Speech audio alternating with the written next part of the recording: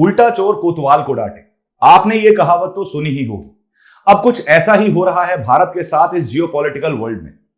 US allegation लगा रहा है भारत के ऊपर कि भारत के रॉ एजेंट विकास यादव का शामिल होना तय हो चुका है गुरपतवंत सिंह पन्नू के एसेसिनेशन प्लान में। यूएस ने भारत से कुछ उम्मीदें रखी हैं, कुछ रिक्वेस्ट की हैं, उनके एक्स्ट्रेडिशन की डिमांड की है। इस पूरे चैप्टर को समझते हुए हम यह समझने की कोशिश करेंगे कि इसमें पहले तो सच्चाई कितनी है और दूसरी बात, इससे भारत और यूएस के रिलेशंस पर क्या फर्क पड़ सकता है। इस वीडियो के अंदर हम यह भी जानने की कोशिश करेंगे कि आखिर भारत का रॉ है क्या और वो किस तरीके से फंक्शन करता है। चलिए शुरू करते हैं। न्यूज कुछ इस तरीके से आई है कि यूएस ने फाइनली आइडेंटिटी रिवील कर दी है की कॉन्स्पिरेटर की, जो गुरपतवंत सिंह पन्नू के मारने की प्लानिंग एंड प्लॉटिंग में शामिल थे, जिनका नाम उन्होंने विकास यादव बताया है और पूरी तरीके से उन्हें एलिज किया है। अब देखा जाए इस न्यूज को थोड़ा और समझने की कोशिश करते हैं। न्यूज को समझने की कोशिश करेंगे तो पता चलता है कि 1 साल पहले एक निखिल गुप्ता नाम के इंसान को अरेस्ट किया गया था चेक रिपब्लिक में, जिन्हें बताया गया था कि वो रॉ के साथ मिले हुए हैं और गुरपतवंत सिंह पन्नू के मारने की प्लानिंग प्लॉटिंग में शामिल हैं और उन्हें मारने की प्लानिंग कर रहे हैं। किसके साथ मिलकर? रॉ के साथ मिलकर। तो कुछ ऐसा ही देखने को मिल रहा है कि प्रो खालिस्तानी सेपरेटिस्ट गुरपतवंत सिंह पन्नू के अटेम्प्ट के लिए, किसके अटेम्प्ट के लिए? उनके एसेसिनेशन के अटेम्प्ट के लिए फाइनली उन्होंने एक आइडेंटिटी रिवील की है भारतीय रॉ ऑफिसर की, जिसका नाम वो विकास यादव बता रहे हैं। यूएस अटॉर्नी जनरल के ऑफिस से न्यूयॉर्क से एक अनाउंसमेंट होती है मर्डर फॉर हायर और मनी लॉन्ड्रिंग केस की, जिसमें शामिल किया बताया जा रहा है कि यादव जी शामिल थे उसके अंदर, जिनको 2 नाम से जाना जा रहा है, या तो विकास या फिर अमानत। अब ऐसा बोला जाता है कि यूएस सिटीजन्स के इस प्लानिंग प्लॉटिंग थी उन्हें मारने की, से पूरी तरीके से फेल कर दिया गया था। यूएस फोर्सेस बचा पाई थी गुरपतवंत सिंह पन्नू को पहले ही इस चीज का पता कर। लेकिन ये CC1 क्या है, जिसको क्रेडिबल सोर्स बताया जा रहा है, जिसको बोला जा रहा है कि this is the basically the authority जो डायरेक्टली इन्वॉल्व थी रॉ की तरफ से।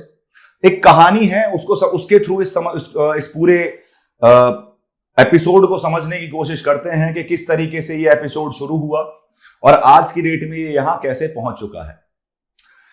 देखिए जी, शुरुआत इसकी भी हरदीप सिंह निज्जर से ही होती है। लिबरल पार्टी कनाडा में 1997 में उन्होंने रेफ्यूज एक असाइलम का एप्लीकेशन डाली कनाडा के अंदर, उसे काफी हद तक रिजेक्ट किया गया स्टार्टिंग में कई बार। फाइनली 2007 में हरदीप सिंह निज्जर को रेफ्यूज दे दिया जाता है। आपको पूरी कनाडा के साथ जो हमारी हिस्टोरी चल रही है उसके ऊपर से हमने एक अलग से वीडियो बना रखा है, आप उसमें जाके देख सकते हैं, जिससे कनाडा की लिबरल पार्टी और भारत के बीच में जो इस टाइम पे टसल चल रहे हैं, जो टेंशन चल रहे हैं, उसका कारण क्या है। लेकिन जिस टाइम पे ट्रूडो का स्टेटमेंट आया था related to the credible allegations, और उन्होंने ये तक माना है अपनी फॉरेन इंटरफेरेंस इंटेरोगेशन में कि उनके पास, जब उन्होंने भारत के ऊपर एलिगेशंस लगाए थे, उनके पास एक श्रेड ऑफ एविडेंस अवेलेबल नहीं था, लेकिन फिर भी उन्होंने अपनी पॉलिटिकल साख बचाने के लिए इतना बड़ा एलिगेशन भारत के ऊपर लगा दिया था। ये जो बात चल रही है, ये चल रही है 6 फॉर जस्टिस के चीफ गुरपतवंत सिंह पन्नू की, जो हम इस वीडियो में बात करने वाले हैं। सबसे पहले समझने की कोशिश करते हैं गुरपतवंत सिंह पन्नू है कौन। ये प्रो खालिस्तानी एक्टिविस्ट हैं, यूएस में ये रहते हैं, यूएस के सिटीजन हैं। CIA ने पूरी शय दे रखी है इन्हें। ये यूएस में रहकर भारत को तोड़ने की बात करते हैं। ये यहां तक, इसने एक्सट्रीम बयान तक दे देते हैं कि कनाडा से सारे हिंदुओं को भाग जाना चाहिए, अदरवाइज उनकी सिक्योरिटी की जिम्मेदारी हम नहीं लेंगे। मतलब डायरेक्ट ये थ्रेट प्रोवाइड कर रहे हैं to the lives of Indians living in Canada. Continuously referendum की बात करते हैं, भारत से पंजाब को तोड़ने की बात करते हैं, तो सर्टेनली इंडियन फेवर में तो बात नहीं कर रहे। इंडिया ने मल्टीपल रिक्वेस्ट भेजी यूएस के पास कि ये जो शख्स है, ये जो नीच आदमी वहां बैठा है और भारत को तोड़ने की बात कर रहा है, इसको आप असाइलम देके, इसको आप प्रोटेक्शन देके ठीक नहीं कर रहे हो, इससे भारत और यूएस के रिलेशंस भी बिगड़ सकते हैं। अब फाइनली कहानी शुरू होती है। माना जाता है कि जो हमारे नेशनल सिक्योरिटी एडवाइजर हैं अजीत डोभाल जी, उन्होंने रॉ चीफ को बोला, ऐसा वॉशिंगटन पोस्ट की एक रिपोर्ट में छपा हुआ है, राइट। और वॉशिंगटन पोस्ट की भी कहानी पर हम आएंगे कि कैसे वो CIA के टूल की तरह आज की डेट में वॉशिंगटन पोस्ट जो न्यूज़पेपर है यूएस का, वो काम करता हुआ दिखता है। अजीत डोभाल जी ने रॉ के चीफ को बोला कि हमें गुरपतवंत सिंह पन्नू को एसेसिनेट करना है क्योंकि वो भारत के इंटरेस्ट के अगेंस्ट फंक्शन कर रहा है। इसके लिए वॉशिंगटन पोस्ट की रिपोर्ट कहती है कि रॉ चीफ ने द सो कॉल्ड विकास यादव, इनको कांटेक्ट किया।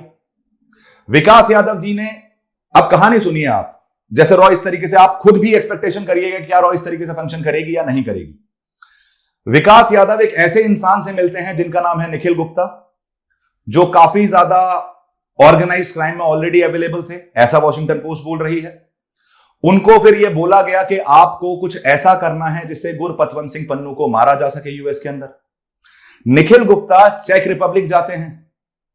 चेक रिपब्लिक में जाते हैं, ये अपना एक टूरिस्ट वीजा के ऊपर जाते हैं, अपने बिजनेस पर्सपेक्टिव से जाते हैं।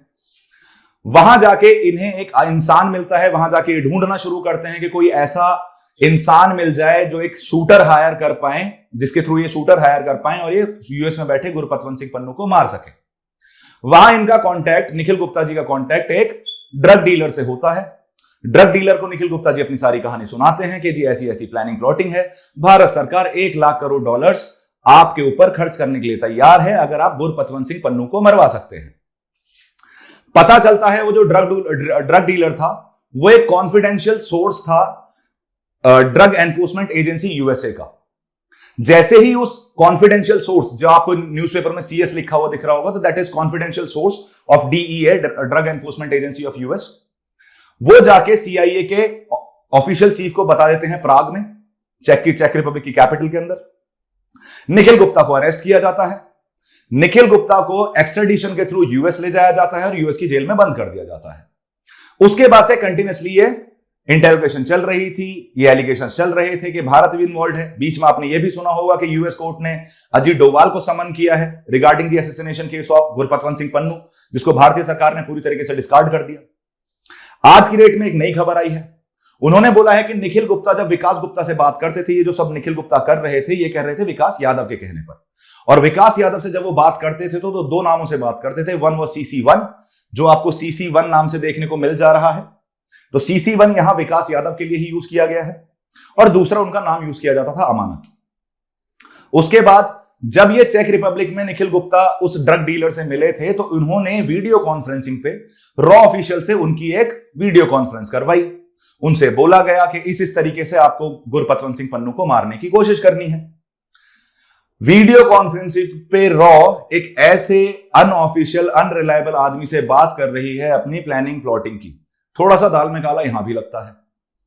इवेंचुअली आज की डेट में विकास यादव कौन है? विकास यादव को क्लेम किया जा रहा है कि यार ये सीआरपीएफ से बिलोंग करते हैं, पैरामिलिट्री में काम करते हैं, भारत की सीआरपीएफ में काम करते थे। उसके बाद ये रॉ में डेप्यूटेशन के लिए आए, लेकिन भारत कहती है रॉ में डेप्यूटेशन के लिए आए तो थे, लेकिन आज इनका रॉ से कोई लेना देना नहीं है। फिलहाल ये रॉ में काम नहीं करते हैं। और एक और ब्लंडर भी हुआ है यूएस से कहीं ना कहीं, क्योंकि हमारे यहां जो ऑफिशियली जो रॉ में आए थे डेप्यूटेशन के लिए पैरामिलिट्री से, उनका नाम विकास यादव ना होकर विक्रम यादव था, और वो सीआरपीएफ में नहीं काम करते थे, वो सीआईएसएफ से बिलोंग करते थे। राइट। दूसरी चीज, अब आते हैं ये जो सारी रिपोर्ट छपी है वॉशिंगटन पोस्ट के अंदर, इसकी कितनी क्रेडिबिलिटी है? वॉशिंगटन पोस्ट को हिस्टोरिकली सीआईए को क्रिटिसाइज करने के लिए बेसिकली माना जाता है कि सीआईए के काफी एंटी रहती थी। सीआईए ऑपरेशंस जो कर रही है around the world, Washington post उसे काफी ज्यादा क्रिटिसाइज करती थी through it's articles, through it's reporting. थोड़े टाइम पहले जेफ बेजोस ने वॉशिंगटन पोस्ट को खरीद लिया।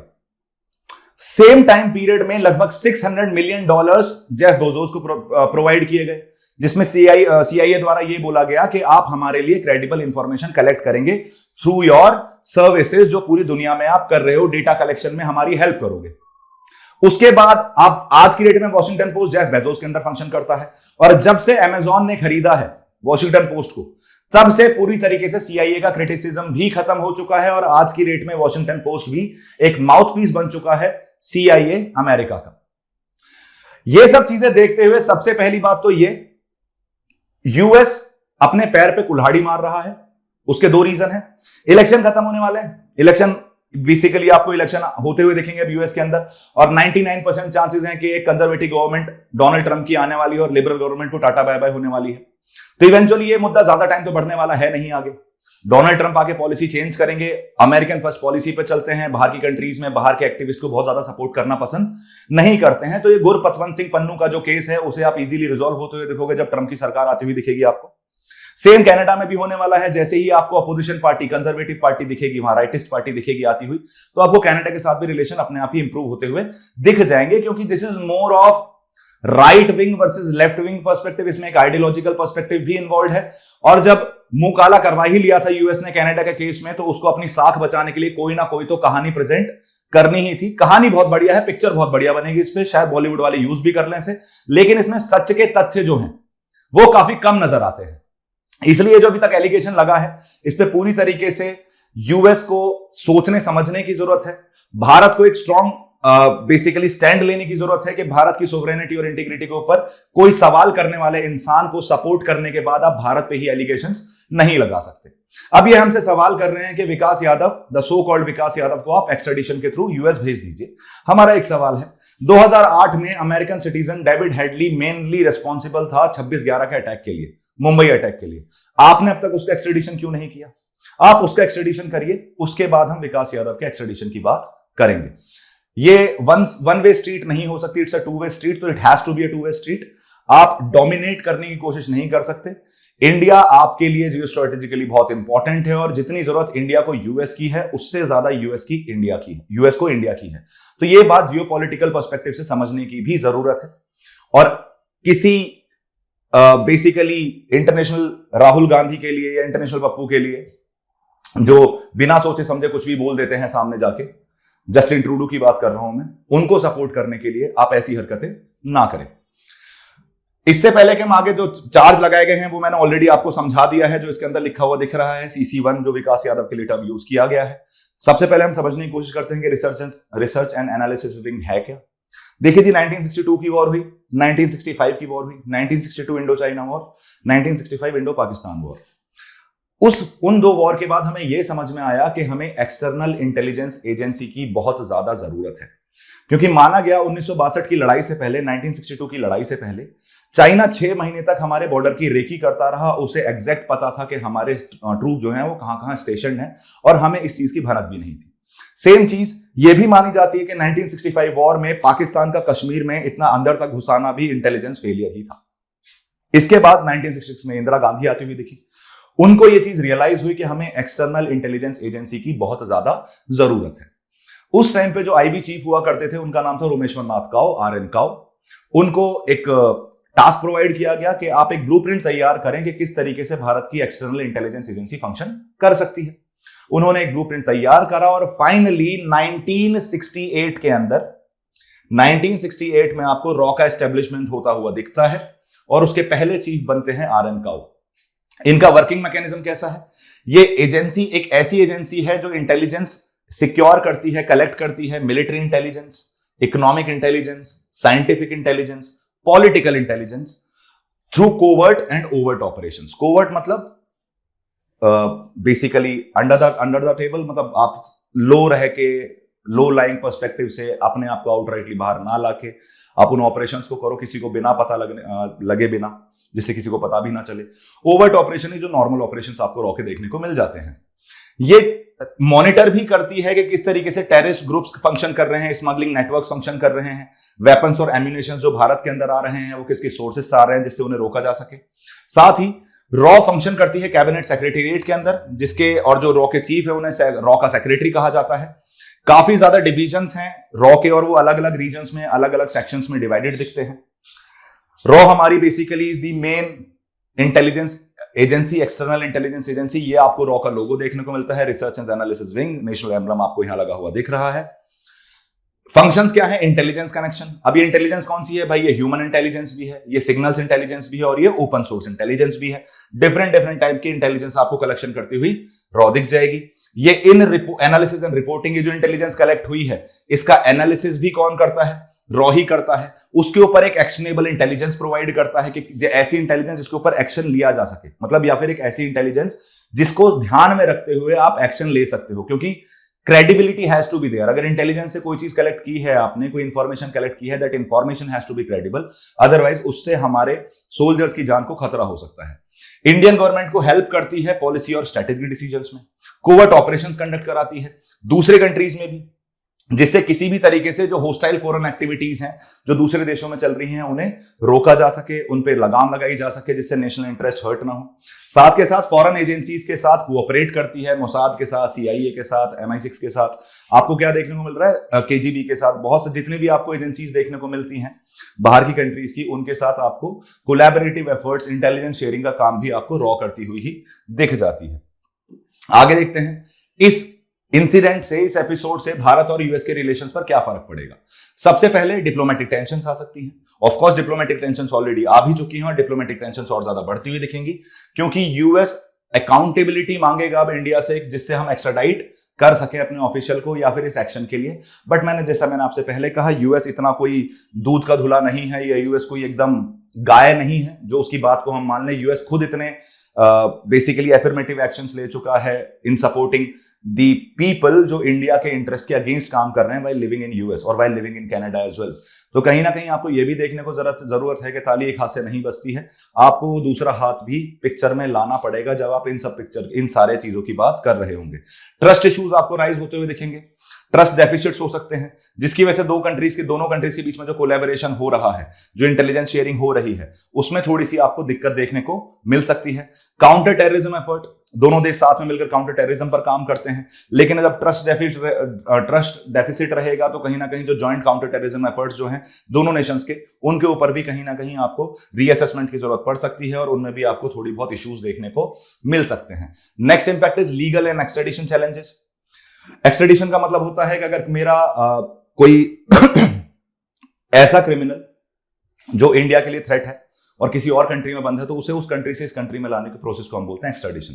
तो जो लीगल और एक्सट्रेडिशन चैलेंजेस हैं वो भी आपको बढ़ते हुए दिख सकते हैं। अगर यूएस लीगल एक्शन परसू करता है अगेंस्ट विकास यादव, तो ये हमारे लिए एक्सट्रेडिशन का इशू क्रिएट कर सकता है और पोटेंशियली हमारे रिलेशन और ज्यादा बिगाड़ सकता है, और हमें भी फिर अगर रिटर्न में ऐसा कुछ करना है तो हम डेविड हेडली का रिटर्न मान सकते हैं। और जबकि ये पूरी कहानी जो है वो रची हुई है, एक अच्छी स्क्रिप्ट लिखी है बॉलीवुड स्टोरी के लिए, thank you to US for that, but definitely extradition is not possible from the Indian end as well.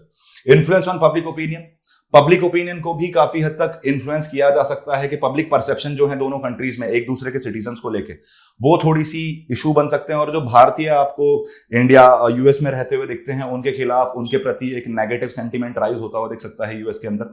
There are scope, not considerably, not short perspective से, लेकिन हाँ फिर भी there are chances to that this can happen. Geopolitical considerations, ये broader geopolitical जो dynamics हैं, जैसे हमारी इंडो पैसिफिक पॉलिसी हो गई, या फिर जो हमारे बाकी चीजों पे हम इतने सारे स्ट्रेटेजिक डिफेंस एग्रीमेंट साइन कर चुके हैं, हम STA 1 कैटेगरी में आते हैं, जो नेटो मेंबर्स आते हैं, तो we are already close with US, लेकिन हाँ फिर भी आपको रिलेशंस में थोड़ी बहुत सारनेस और थोड़ी बहुत बिटरनेस तो बढ़ती हुई दिख सकती है। यूएस के जो इंटरेस्ट है इन द रीजन वो भी इंपैक्ट होते हुए दिख सकते हैं, क्योंकि उसके लिए वो काफी हद तक इंडिया पे डिपेंडेंट है, और इंडिया के साथ जब आप इस तरीके की हरकत करोगे तो आप ये एक्सपेक्ट नहीं कर सकते कि इंडिया आपके साथ कदम से कदम मिलाकर आपके एफर्ट्स और आपके पर्सपेक्टिव्स को, आपके एस्पिरेशंस को फुलफिल करने में आपकी हेल्प करे। वे फॉरवर्ड क्या हो सकता है, किस तरीके से रिजॉल्व किया जा सकता है? देखो, सबसे पहले तो डिप्लोमेटिक डायलॉग, ये गलती यूएस पहले भी कर गया, वही कनाडा वाली गलती। इस चीज को रेदर देन पूरी कहानी को वॉशिंगटन पोस्ट में जाने के लिए, you should have done it through the diplomatic dialogues. तो कहीं ना कहीं चीजें दबी रहती हैं और रिलेशंस बेटर तरीके से हम डिप्लोमेटिक बेसिस पे इसे सॉल्व कर सकते थे, डिप्लोमेट्स के जरिए से सॉल्व कर सकते थे। इसे पब्लिक करके कहीं ना कहीं आप ये दिखाना चाह रहे हैं कि आप बेसिकली एक क्रेडिबल कंट्री, उनको ऐसा लग रहा था कि अगर ऐसा कुछ करेंगे तो जो ग्लोबल साउथ की लीडरशिप है इंडिया की, उसमें इंडिया के ऊपर थू थू होना शुरू हो जाएगा, इंडिया डिफेम हो जाएगा, इंडिया देखो दूसरी कंट्रीज की सोवरेनिटी में मैटर इंटरफेयर कर रहा है। पर आपको पता है यूएस ये भूल गया कि यूएस की खुद की इमेज इतनी अच्छी नहीं है कि वो दूसरे के ऊपर कीचड़ उछाले और दूसरे की इमेज खराब हो जाए।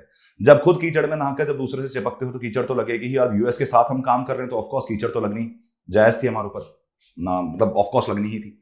लीगल फ्रेमवर्क हमें स्ट्रेंथन करने चाहिए, जितने भी लीगल पर्सपेक्टिव्स हैं या एक्सट्रेडिशन फ्रेमवर्क्स हैं हमारे, उन्हें हमें स्ट्रॉन्ग करना चाहिए, जिससे अगर फ्यूचर में कुछ ऐसा होता है तो हम अपनी दोनों देश जो हैं वो अकाउंटेबिलिटी को, ट्रांसपेरेंसी को प्रमोट कर सकें, और ऐसे इश्यूज वैसे तो दोबारा राइज ही नहीं करने चाहिए, और अगर राइज हो भी रहे हैं तो उन्हें लीगल पर्सपेक्टिव से, डिप्लोमेटिक पर्सपेक्टिव से रिजॉल्व करने की कोशिश की जाए। इंटेलिजेंस कोऑपरेशन को एनहेंस करना चाहिए, जिससे इस तरीके की हरकत दोबारा होती हुई ना दिखे, और जॉइंट टास्क फोर्सेस को हमें बेसिकली कंस्टिट्यूट करना चाहिए, जिससे हम ऐसे स्पेसिफिक सिक्योरिटी चैलेंजेस को टैकल कर पाए, बेटर कोऑपरेशन और म्यूचुअल इंटरेस्ट में अपना कमिटमेंट दिखाएं कि दोनों देश हम एक दूसरे के इंटरेस्ट को लेके चलते हैं, केवल अपने बारे में नहीं सोचते।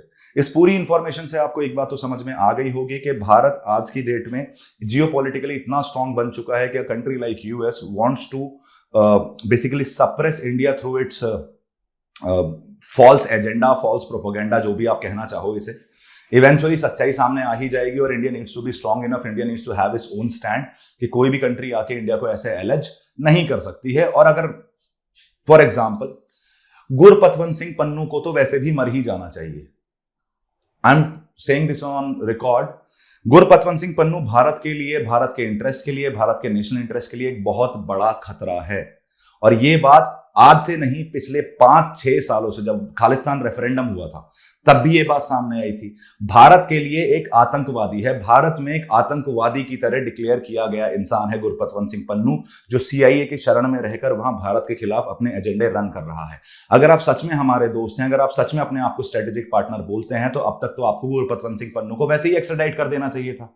लेकिन आपके लिए क्या जरूरी है? गुरपतवंत सिंह पन्नू वहां बैठा है, आप खालिस्तान के नाम पर इंडिया से बार्गेन कर सकते हैं। आपकी इस सोच के चक्कर में आज आपको ये इशू इतना ज्यादा बढ़ता हुआ दिख चुका है। इस क्वेश्चन को अटेम्प्ट करने की कोशिश करिए। Analyse the implications of the recent allegations against Indian intelligence officer Vikas Yadav for India US relations. Discuss how this incident could affect bilateral cooperation in security, counter-terrorism, and legal frameworks, and suggest measures to mitigate potential diplomatic tensions.